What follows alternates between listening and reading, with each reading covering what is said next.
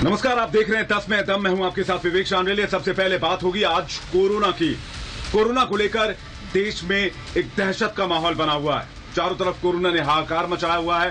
शहर दर शहर हालात एक जैसे नजर आ रहे हैं। ज्यादातर राज्यों में लोग कोरोना की दहशत के मारे घर से बाहर नहीं निकल रहे, लेकिन दूसरी तरफ देश की राजधानी दिल्ली में भी कोरोना ने कोहराम मचाया हुआ है। देश की राजधानी दिल्ली में पिछले 24 घंटे में 24,000 से ज्यादा नए मामले सामने आए और इस बीच अरविंद केजरीवाल सरकार ने माना कि अस्पतालों में बेड और ऑक्सीजन की कमी पड़ने लग गई है, यानी हालात बिगड़ रहे हैं। तो क्या कोरोना से लड़ाई लड़ने के लिए और ज्यादा सख्ती और ज्यादा पाबंदियां लागू की जाएंगी? लेकिन इससे पहले अब केंद्र सरकार फुल एक्शन में है और केंद्र सरकार ने जीवन रक्षक दवाई रेमडेसिविर के दाम को कम करने के लिए कंपनियों से कहा था और अब कंपनियों ने इस जीवन रक्षक दवाई के दाम भी घटा दिए हैं। यानी कुल मिलाकर एक फाइनल लड़ाई की शुरुआत कोरोना के खिलाफ हो चुकी है।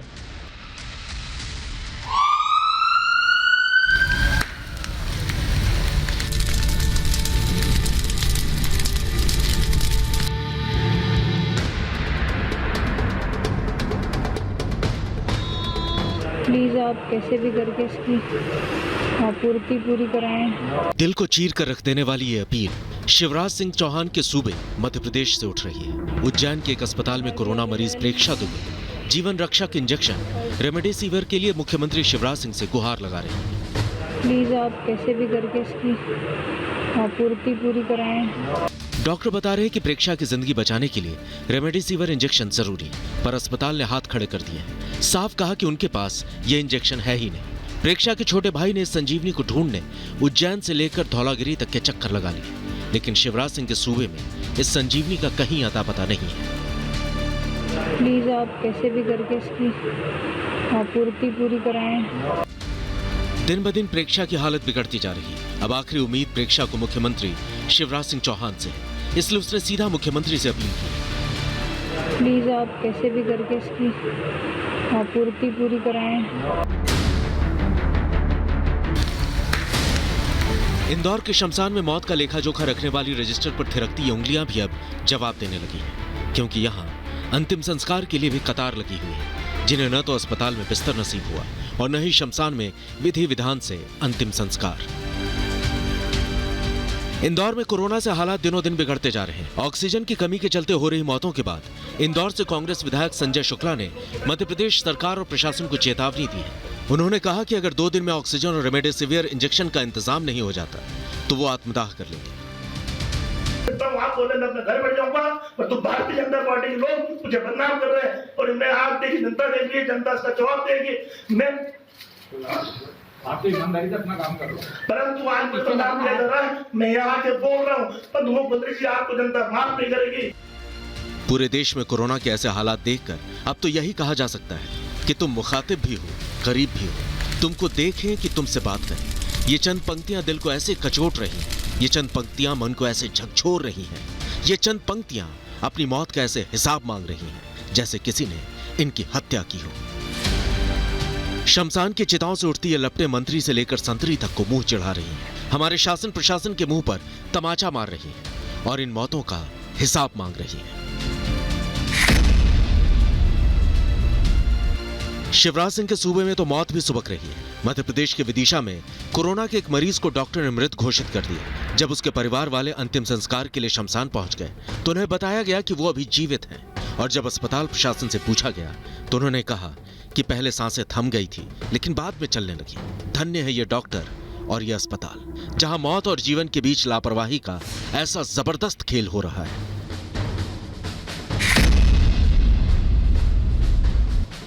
महाराष्ट्र में तो कोरोना ने कोहराम मचा रखा है। महाराष्ट्र में 24 घंटे में 63,000 से ज्यादा नए मामले सामने आए और करीब 400 कोरोना मरीज अपनी जान गंवा चुके हैं।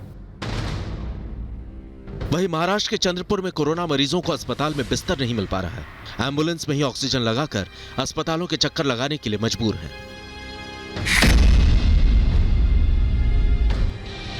वहीं बिहार के बक्सर में रेलवे स्टेशन पर लोग इधर उधर भागते दिखाई दिए। पुणे और मुंबई से आने वाले यात्रियों की स्टेशन पर कोरोना जांच की जा रही थी। यात्री इस बात से डरे हुए थे कि कहीं कोरोना जांच करके प्रशासन उन्हें क्वारंटीन न कर दे।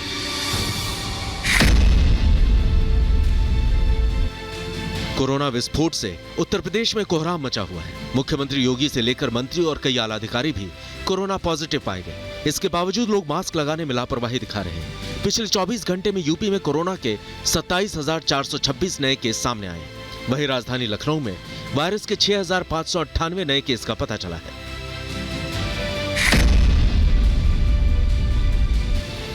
राजधानी दिल्ली में कोरोना के बढ़ते मामलों के बीच आज से वीकेंड लॉकडाउन की शुरुआत हुई। दिल्ली के मुख्यमंत्री अरविंद केजरीवाल ने बताया कि पिछले 24 घंटे में 24,000 केस सामने आ चुके हैं और ऑक्सीजन सिलेंडर की भी काफी किल्लत है। एक ही दिन के अंदर केसेस 19,500 से बढ़ के 24,000 हो गए हैं। पॉजिटिविटी रेट 24% से ज़्यादा हो गया है। तो स्थिति काफ़ी गंभीर है, चिंताजनक है। वहीं केंद्रीय स्वास्थ्य मंत्री डॉक्टर हर्षवर्धन ने 11 राज्यों के स्वास्थ्य मंत्रियों के साथ समीक्षा बैठक की। बैठक के बाद उन्होंने कहा कि कोरोना को हल्के में लेना ठीक नहीं है।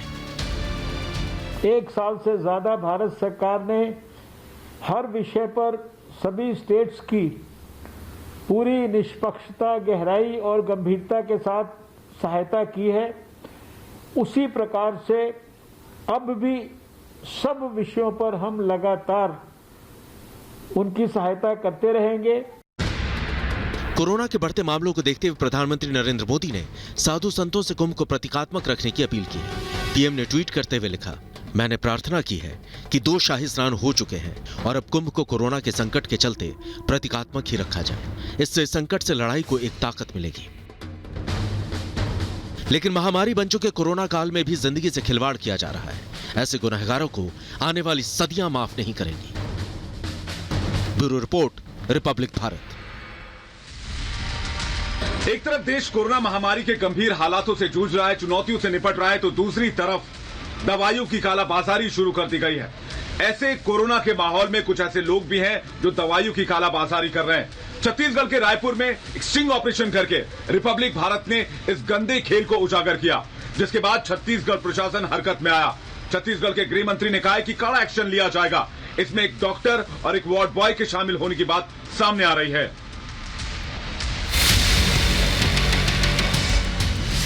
जन सरोकार की पत्रकारिता के लिए प्रतिबद्ध रिपब्लिक मीडिया नेटवर्क के स्टिंग ने संजीवनी की कालाबाजारी करने वालों के मुंह पर कानून की कालिख पुतवा दी। रायपुर में रेमडेसिविर को लेकर हो रही कालाबाजारी पर रिपब्लिक भारत के खुलासे के बाद 24 घंटे के अंदर आरोपी डॉक्टर और वार्ड बॉय को पुलिस ने गिरफ्तार कर लिया। दरअसल कल ही रिपब्लिक भारत ने आपको दिखाया था कि कैसे 3,400 रुपए के रेमडेसिविर इंजेक्शन को 16,000 रुपए में ब्लैक मार्केट किया जा रहा है। फिलहाल एक मिल जाए मुझे। हाँ, एक मिल जाए मुझे। 3 डोज है, 3 डोज ले लीजिए। कितने में? 16 32, 2 डोज 32 में है। बताऊं 5 में तीसरा डोज भी आप 16 और जोड़ लीजिए उसमें। इंसानियत के इन दलालों के बीच मौत और जिंदगी का फासला सिर्फ 1.5 इंच का है। मौत से लड़ रहे कोरोना मरीजों की संजीवनी कही जाने वाली रेमडेसिविर की ये दलाली कर रहे हैं। छत्तीसगढ़ के गृह मंत्री ताम्रध्वज साहू ने रिपब्लिक भारत से कहा कि मौत के दलालों को सख्त सजा दी जाएगी। माननीय मुख्यमंत्री जी ने स्पष्ट निर्देश दे दिया है कि ब्लैक मार्केटिंग या ज्यादा रेट में बेचना कहीं भी आता है तो तत्काल एक्शन लो, जेल में डालो, FIR करो। ये सीधा सीधा आदेश कर दिया गया है। रिपब्लिक भारत लगातार मौत के इन सौदागरों को जेल की सलाखों के पीछे भेजता रहेगा। रिपब्लिक भारत का प्रण है कि कोरोना के हर एक गुनहगार को बेनकाब करके दम लेंगे। हम इंसानियत के दुश्मनों के खिलाफ इंसाफ की लड़ाई लड़ते रहेंगे। Bureau report, Republic Bharat. और अब बात करते हैं पश्चिम बंगाल की। शीतलकुची हिंसा को लेकर दीदी का एक ऑडियो टेप वायरल हुआ, जिस पर बंगाल की सियासत गर्मा गई है। आज प्रधानमंत्री नरेंद्र मोदी ने शीतलकुची हिंसा के तथाकथित ऑडियो टेप को लेकर ममता बनर्जी पर निशाना साधा। उन्होंने कहा कि ममता दीदी शवों पर भी सियासत करने से बाज नहीं आती। दीदी की निर्ममता, उनकी असंवेदनशीलता फिर एक बार दिखाई दी है। बंगाल की चुनावी फिजा में एक के बाद एक सामने आ रहे वीडियो और ऑडियो क्लिप ने सूबे की चुनावी तपिश को बढ़ा दिया है। और इस सियासी तपिश की आंच सबसे ज्यादा ममता बनर्जी को महसूस हो रही है।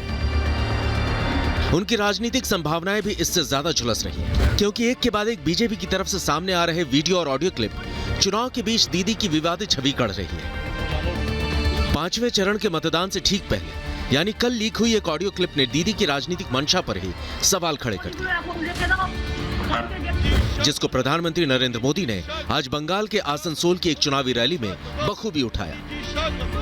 दीदी की निर्ममता, उनकी असंवेदनशीलता हमें कुछ दिन पहले ही फिर एक बार दिखाई दी है, सुनाई दी है। साथियों, कुछ बिहार में जो हुआ उस पर कल एक ऑडियो टेप आपने सुना होगा। 5 लोगों की दुखद मृत्यु के बाद दीदी किस तरह राजनीति कर रही है, ये इस ऑडियो टेप के अंदर साफ साफ खुल गया है, सामने आता है। मानवीय आधार पर प्रधानमंत्री की तरफ से ममता दीदी को घेरने का सिलसिला यही नहीं थमा, बल्कि उन्होंने बंगाल की मुख्यमंत्री पर कूच विहार हिंसा में मारे गए 5 लोगों के शवों पर सियासत करने का भी आरोप जड़ दिया। दीदी वोट बैंक के लिए कहां तक जाएगी आप? सच्चाई ये है कि दीदी ने कुछ बिहार में मारे गए लोगों की मृत्यु से भी अपना सियासी फायदा करने की सोची। शवों पर राजनीति करने की दीदी को बहुत पुरानी आदत है। दरअसल शुक्रवार को ममता बनर्जी का एक और ऑडियो क्लिप लीक हुआ था, जिसमें वो सीतलकुची विधानसभा सीट से टीएमसी प्रत्याशी पार्थ प्रतिम रॉय से फोन पर बात करती सुनाई दी। इस दौरान दीदी मारे गए लोगों के शवों के साथ एक चुनावी रैली की योजना बनाती सुनाई दी। মাথা ঠান্ডা করে ভোটটা করো, তারপরে বিচার আমরা করব। একদম আমি অ্যারেস্ট করাবো সব কটা সিআরপিএফকে। ডেড বডিগুলো এখন রেখে দাও, কালকে ডেড বডিগুলো নিয়ে র্যালি হবে। আজকে পরিবারগুলোকে বলবে কেউ ডেড বডি নেবে না। ঠিক ঠিক ঠিক সব থাকবে এবং আজকে আগে ভোটটা করে নাও মাথা ঠান্ডা করে। একদম একদম চালাকি হচ্ছে যাতে তুমি ভোটটা না করতে পারো, ঘুরে যাও। একদম একদম আছি ফিল্ডে আমি পড়ে আছি। এরা কারা করেছে? CRPF CRPF CRPF.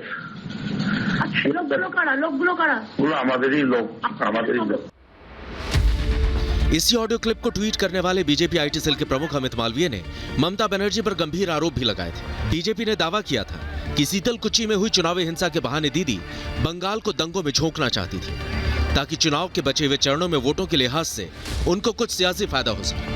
दरअसल चौथे चरण के मतदान के दौरान कूच बिहार के सीतलकुची विधानसभा क्षेत्र में मतदान केंद्र 126 पर कब्जा करने की नीयत से कुछ लोगों ने हमला कर दिया, जिनको रोकने के लिए केंद्रीय सुरक्षा बल ने फायरिंग कर दी, जिसमें 4 लोगों की मौत हो गई थी, जो अल्पसंख्यक समुदाय से ही ताल्लुक रखते थे और वो दीदी के कोर वोटर माने जाते हैं। इसी घटना के बाद बीजेपी ने पहले एक वीडियो फिर एक ऑडियो क्लिप जारी किया। इसके बाद बीजेपी ने दावा किया कि ऑडियो क्लिप में ममता बनर्जी और टीएमसी प्रत्याशी पार्थ प्रतिम रॉय की बातचीत है, और यही वजह रही कि ऑडियो क्लिप पर छिड़ी सियासी जंग चुनाव आयोग की चौखट तक जा पहुंची। बीजेपी और टीएमसी के नेताओं ने बारी बारी से इलेक्शन कमीशन के अधिकारियों से मुलाकात की। इस दौरान टीएमसी ने चुनाव आयोग को एक चिट्ठी भी सौंपी। मेमोरेंडामेर विषय जे डिटेल्सটা আমরা ইলেকশন কমিশন এনারা আরেকটা প্রেস কনফারেন্স করবেন। সেই মেমোরেন্ডামের বিষয় যে মুখ্যমন্ত্রীর ফোন কিভাবে কে ট্যাপ করছে। ऑडियो क्लिप के अस्तित्व और उसकी प्रामाणिकता पर सियासी आरोप प्रत्यारोप अपनी जगह, लेकिन एक बात साफ है कि बंगाल के इस चुनाव में टीएमसी की तरफ से एनपीआर यानी नेशनल पॉपुलेशन रजिस्टर और डिटेंशन कैंप का डर पैदा किया जा रहा है, जिससे ममता बनर्जी का कोर वोट बैंक पिछले 2 चुनाव की तरह उनके पक्ष में एकजुट हो सके। यानी जब लुभाने की रणनीति काम नहीं आ रही तो डर पैदा करने का सियासी खेल भी खेला जा रहा है। Bureau report, Republic Bharat. और अब बात करते हैं बिहार के पूर्व मुख्यमंत्री लालू प्रसाद यादव की। झारखंड हाईकोर्ट ने उन्हें दुमका ट्रेजरी से चारा घोटाले में निकासी के मामले में जमानत दे दी, जिसके बाद लालू के परिवार में खुशी का माहौल है तो आरजेडी कार्यकर्ताओं के चेहरे भी खिले हुए हैं।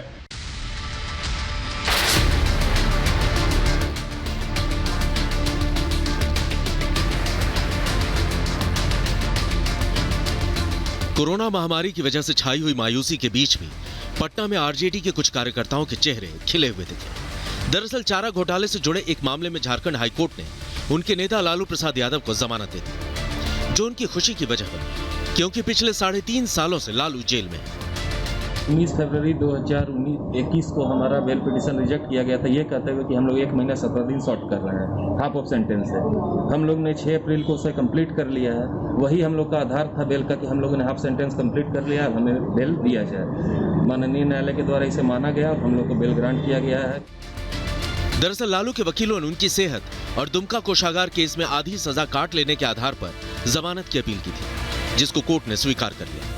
हालांकि दुमका कोषागार से अवैध निकासी मामले में लालू को मिली राहत कुछ शर्तों के साथ ही है, और यही वजह है कि लालू प्रसाद को 1 लाख का निजी मुचलका जमा करना होगा। इसके अलावा झारखंड हाईकोर्ट ने उन्हें 10 लाख का जुर्माना जमा करने का भी निर्देश दिया है। सिर्फ यही नहीं, बल्कि अगर लालू प्रसाद के पास कोई पासपोर्ट है तो वो भी उन्हें कोर्ट में जमा करना होगा। वो अदालत की इजाजत के बिना विदेश दौरे पर भी नहीं जा सकेंगे। इसके अलावा लालू के मोबाइल नंबर या पता बदलने पर भी कोर्ट की रोक रहेगी।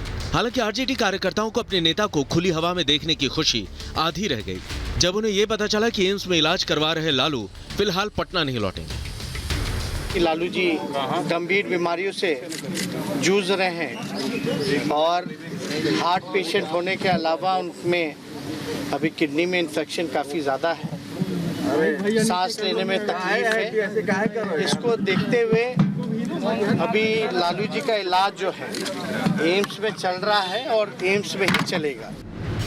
लेकिन सीबीआई ने झारखंड हाईकोर्ट में लालू की जमानत का विरोध किया। हालांकि अदालत ने सीबीआई की दलीलों को दरकिनार करते हुए दुमका कोषागार से 3 करोड़ 76 लाख रुपए की अवैध निकासी मामले में लालू यादव को जमानत दे दी। चारा घोटाला के 3 मामलों में जेल की सजा काट रहे लालू को 2 मामले में पहले ही जमानत मिल चुकी है। तीसरे मामले में आज जमानत मिलने से उनके जेल से बाहर आने का रास्ता साफ हो गया है, जिससे एक बात तो साफ है कि बिहार में विपक्ष को कुछ मजबूती जरूर मिलेगी। Bureau report, Republic Bharat. 10 में दम में फिलहाल इतना ही। कल फिर होगी हमारी मुलाकात, तब तक आप बने रहिए रिपब्लिक भारत के साथ। हम फौरन लौट रहे हैं।